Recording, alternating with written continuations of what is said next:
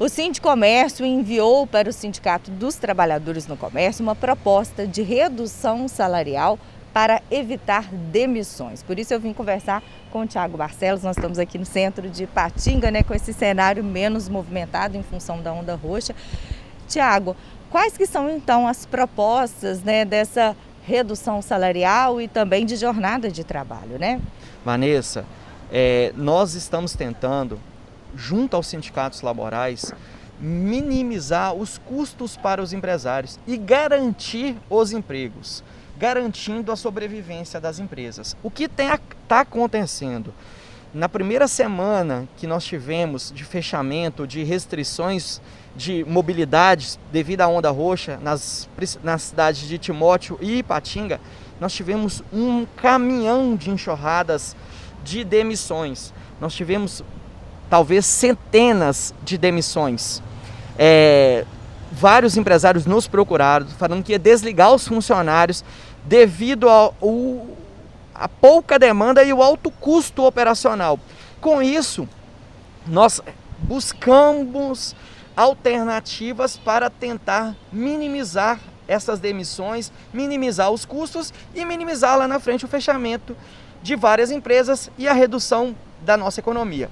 Quais são essas propostas? A primeira proposta é para o pessoal que tem comorbidade, nós pedimos a suspensão do contrato de trabalho. Por que isso? A pessoa está correndo um risco, o funcionário está correndo um risco. Ele vai ficar em casa, suspende o contrato de trabalho, não tem nenhuma verba ali ser paga por causa da suspensão, mas o empresário fica obrigado a pagar uma verba indenizatória a esse funcionário de 60% da sua remuneração, não salário. Remuneração engloba todas os conectivos legais que ele recebe. Então o funcionário ele vai receber, não vai ficar em casa desamparado, o empresário vai ter menor custo e ele ainda por cima vai ter menor chance de ser contaminado.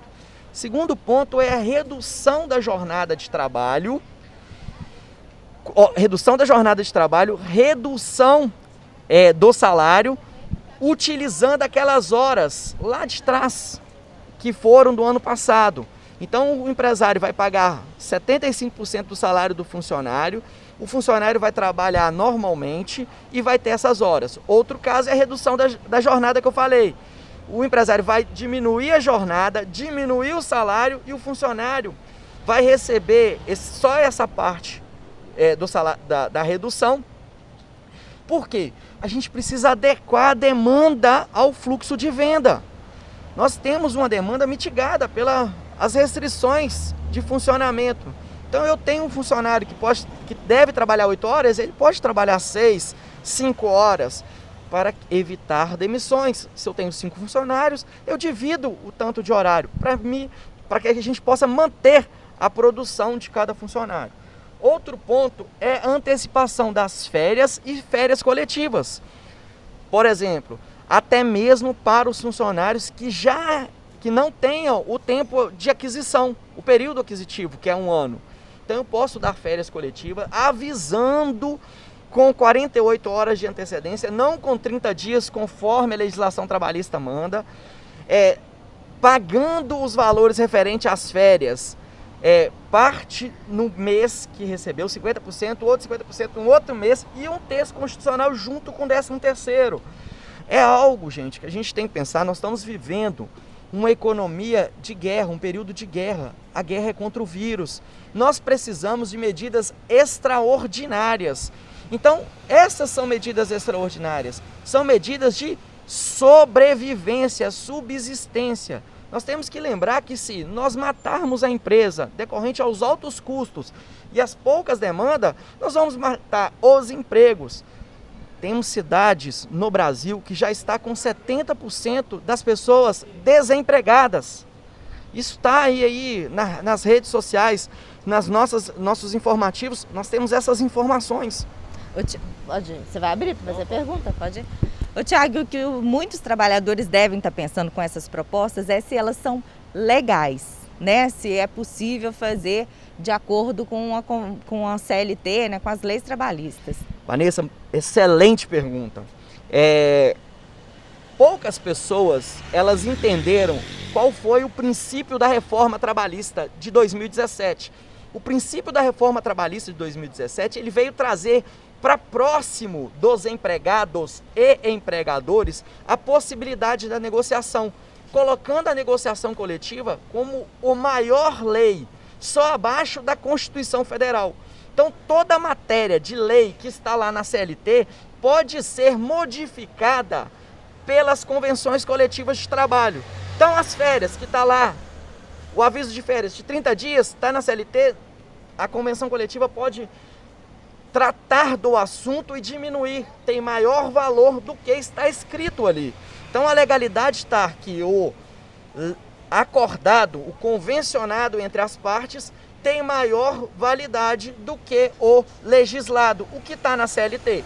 Sempre observando as leis internacionais, das organizações internacionais do trabalho, que sempre são homologadas e referendadas aqui no Brasil e são acolhidas pela nossa Constituição e a Constituição Federal. Então, toda essa matéria que nós tratamos nessa proposta junto ao sindicato laboral, ela tem legalidade. Agora, o que falta é vontade e entendimento do sindicato laboral para compreensão de que, mais uma vez eu repito, nós vivemos um momento extraordinário, um momento de guerra.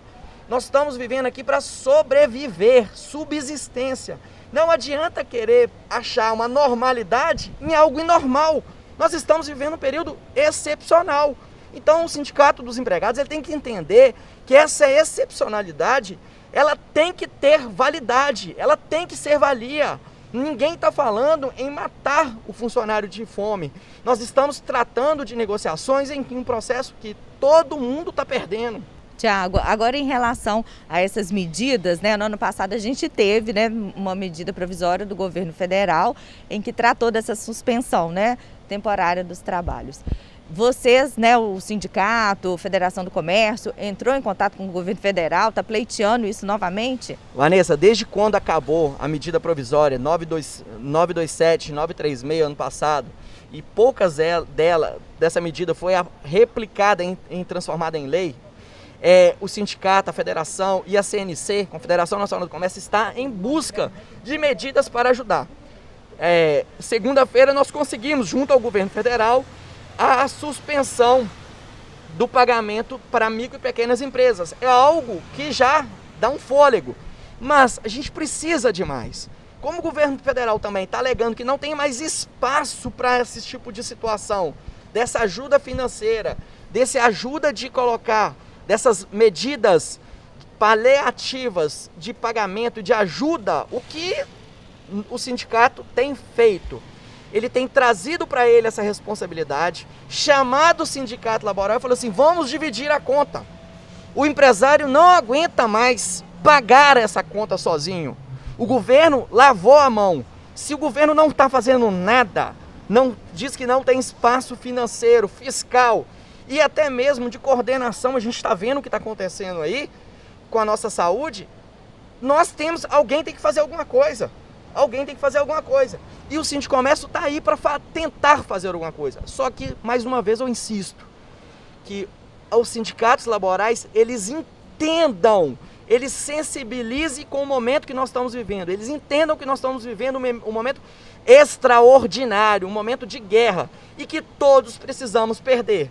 Que um só pagar a conta, todo mundo vai pagar essa conta muito maior.